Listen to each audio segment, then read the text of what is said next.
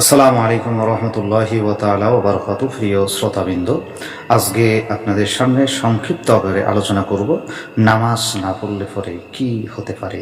ইসলামে নামাজের মারাত্মক একটি গুরুত্বপূর্ণ, কেননা নামাজের উদ্দেশ্য করেই আল্লাহ পাক আমাকে আপনাকে সকলকে পৃথিবীর জমিনে পাঠিয়েছেন। অর্থাৎ ইসলামে নামাজ ত্যাগ করা অত্যন্ত জঘন্য অপরাধ। হাদিস অনুযায়ী ইচ্ছাকৃতভাবে যারা নামাজ পরিত্যাগ করে, নামাজ ছেড়ে দেয়, আল্লাহ তাআলা ওই বান্দাদের জন্য 15টি কঠিন শাস্তি রেখেছেন কবরের মধ্যে।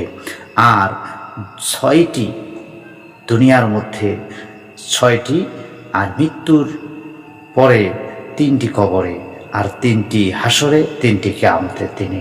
আজকে আপনাদেরকে বলবো দুনিয়াতে যে 6টি তার সমস্যা হবে, সেই 6টি সমস্যা কি কি হতে পারে। দুনিয়াতে 6টি যে সমস্যা, দুনিয়াতে যে 6টি শাস্তি রয়েছে তার জন্য, তার প্রথম শাস্তি হলো তার জীবন থেকে আল্লাহ পাক রব্বুল আলামিন বরকতকে উঠিয়ে নেবেন। সে যতই ইনকাম করুক না কেন, যতই তার টাকা পয়সা থাকুক না কেন, তার কোনো বরকত থাকবে না। তার বরকত আল্লাহ পাক রব্বুল আলামিন উঠিয়ে নেবেন। এই জন্য দেখবেন যারা খুবই ধনী, অর্থাৎ নামাজ তবুও পড়ে না, সে সকল ব্যক্তির দেখবেন এত টাকা পয়সা, এত ধন দৌলত থাকতেও তাদের অভাব অনটন কখনোই যায় না, তাদেরকে অভাব ছেড়ে দেয় না। এবার দ্বিতীয়ত যে শাস্তি, তার রিজিক এবং উপার্জনের কোনো বরকত থাকবে না, উপার্জনেও বরকত থাকবে না। আল্লাহ তাআলা তৃতীয় শাস্তি যেটা দিয়েছেন, তার চেহারা থেকে নূর জ্যোতি মুছে ফেলে দেবেন। তার চেহারায় কোনো নূরের জ্যোতি থাকবে না, আলো থাকবে না, উজ্জ্বলতা থাকবে না।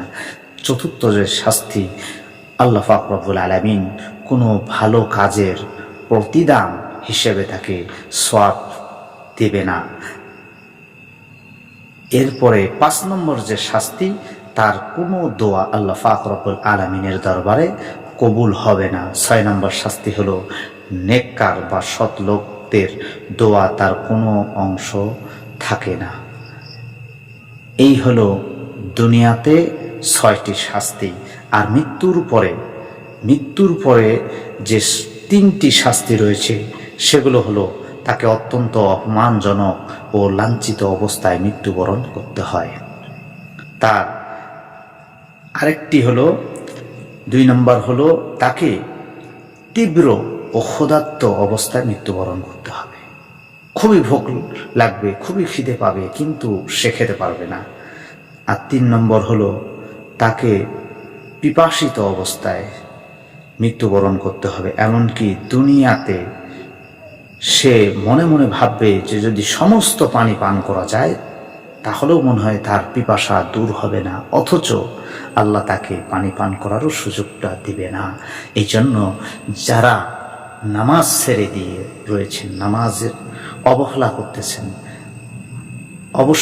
অবশ্যই নামাজ কায়েম করবেন। আর এই ভিডিওটি বেশি বেশি করে আপনাদের বন্ধুদের মাঝে শেয়ার করবেন, তারাও যেন নামাজ পড়তে পারে, তারাও যেন নামাজে আসে। আমিন। আসসালামু আলাইকুম ওয়া রাহমাতুল্লাহ।